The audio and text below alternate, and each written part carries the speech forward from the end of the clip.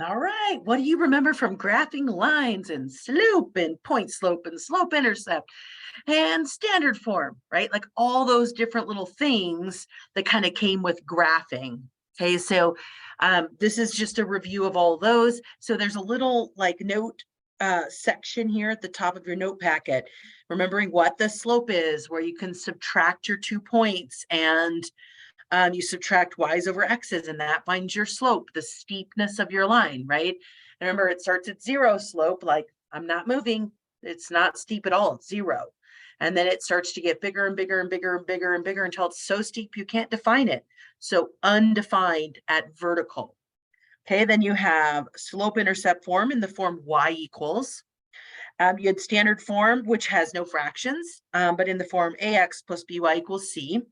And then you have talk about horizontal vertical lines and then the 2 intercepts. So it kind of has a little cheat sheet for you. Let's go ahead and go through a couple of these questions. Question 1 says, well, what if the slope is 8 and the y-intercept is the point 0, 3? Can you write the equation in slope-intercept form?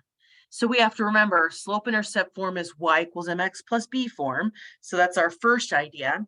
And then remember, m is slope, b is the y-intercept. Well, we have both of those, slope, and this is our y-intercept, right? Where x is 0 is your y-intercept. It's where you start on that y line, right?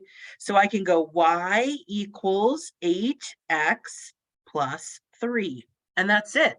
That's the equation of that line. Okay, question 2 is the same.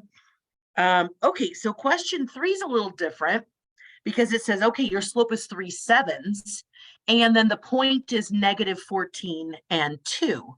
Well, we don't have the slope, the y-intercept, because it's not 0x and then a number.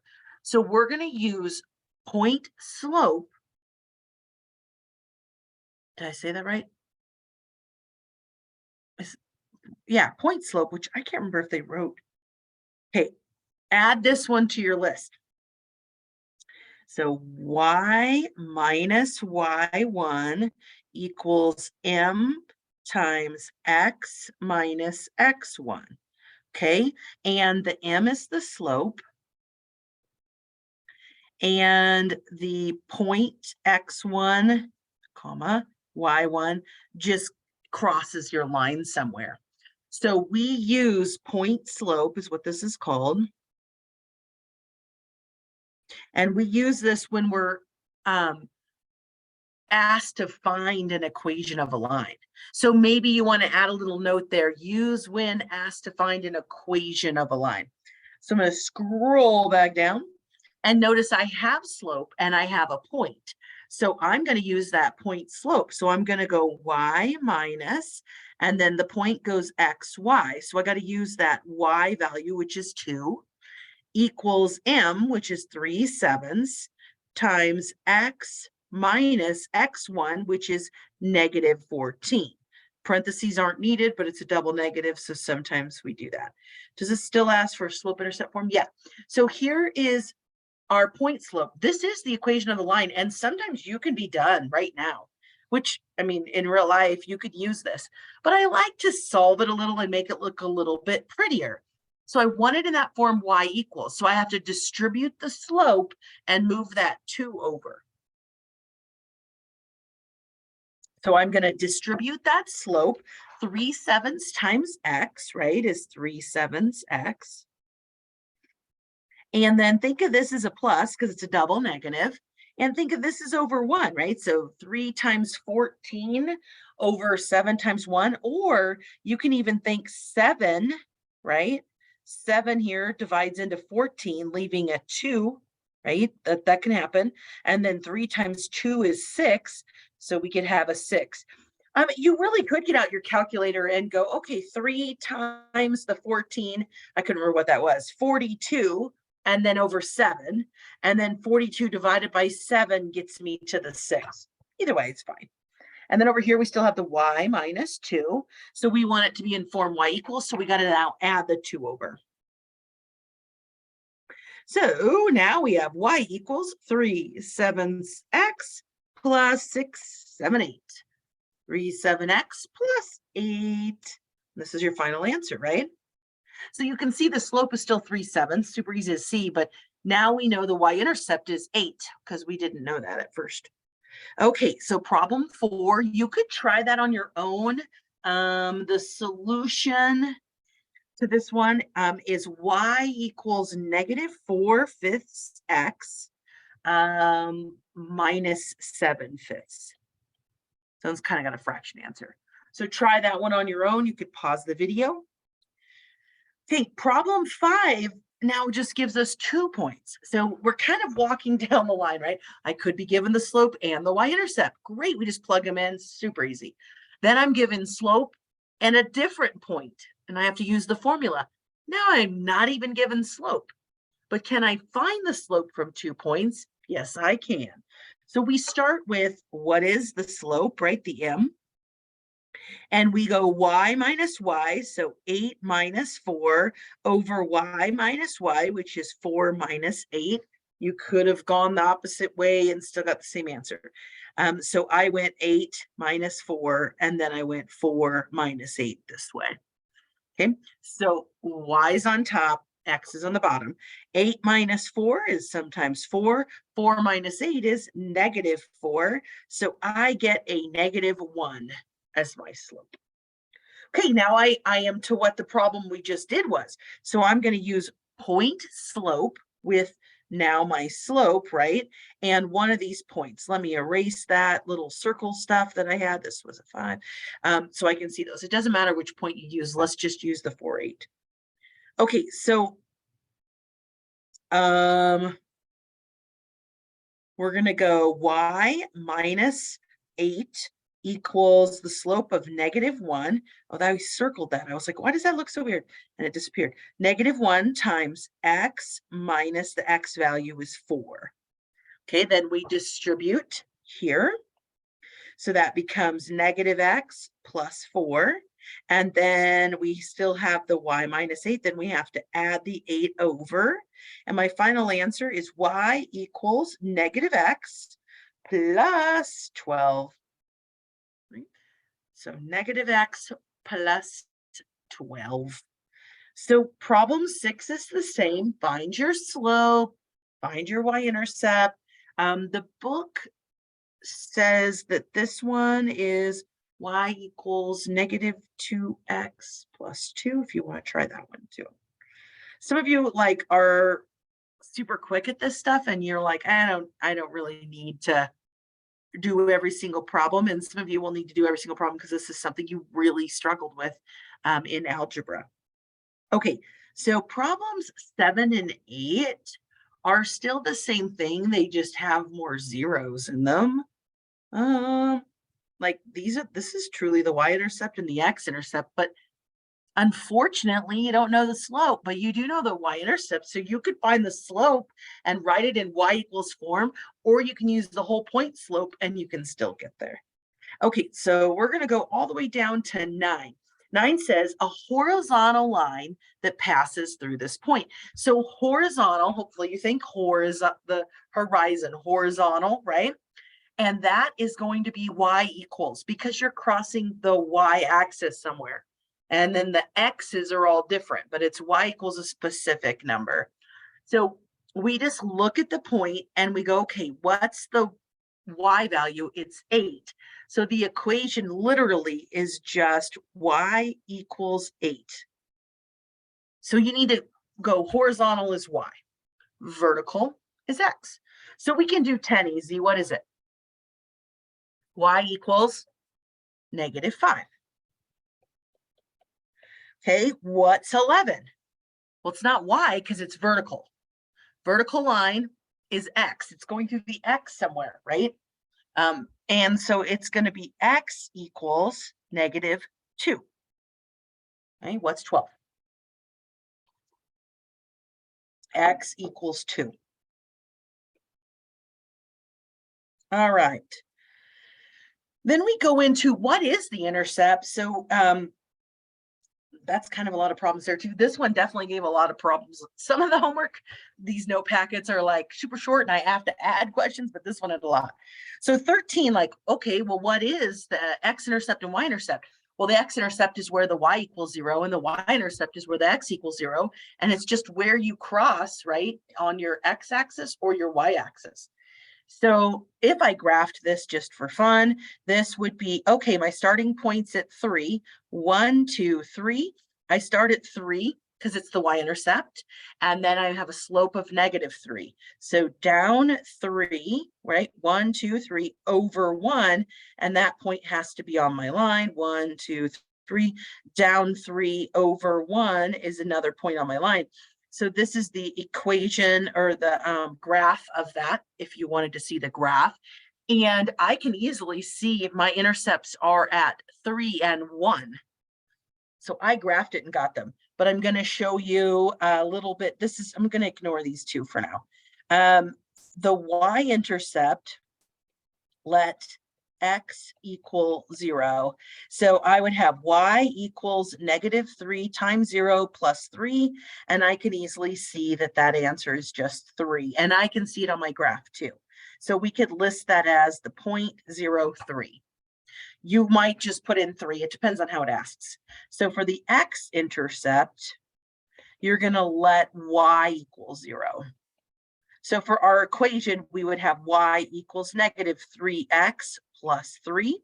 So we have to solve for that x. So I'm going to minus this 3 over, and I'd have -3 equals -3x. Divide by -3, and I get +1, which we saw as well on our graph. So 1, 0 is that point. So put in 0 for x, put in 0 for y. Pretty easy to do. You can also graph and see those as well.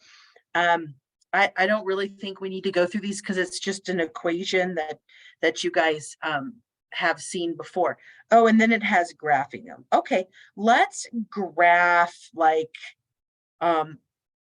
gosh, we can graph 16 and 17 because we have pretty room. I'm just going to make my own graph and then scrolling down, but you could scroll down and label them. So this one, I start at that -4. So 1, 2, 3, 4, right? That's down at -4. We know we have that y-intercept at -4, and the pattern is 4/3. So I'm going to go up 4 over 3. 1, 2, 3, 4 over 1, 2, 3. That point has to be on there, and that's my line there for 16.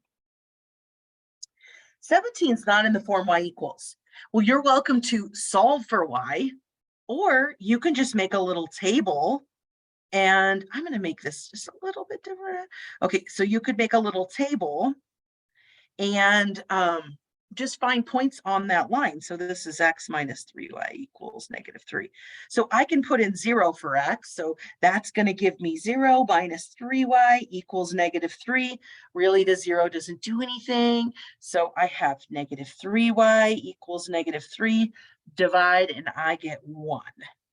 So I have the point 0, 1 on this graph. I need at least 2 points. So let's get another one. I could put 0 in for y over here as well. It's finding the intercepts, and it's easy to do on this one. So then I would have x minus 3 times 0 equals -3. So this part just goes to 0, and I just have -3. So that point is -3, 0. So you just make up a value, put it in. Where does it match? Hard part on these is MyMathLab will not let you graph them if they are a fraction or a decimal. So you might have to play with the numbers a little or solve for y.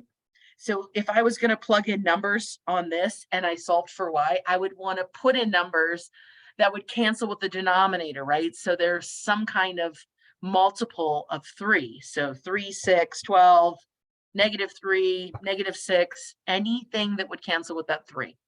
Okay, so the denominator, use multiples of that denominator. So like 15, if I graphed that one, I could use, if I'm putting in values, I could use like 2, 4, 6, 8, 10. I think there's this thing that I didn't know about somewhere. I think it's this.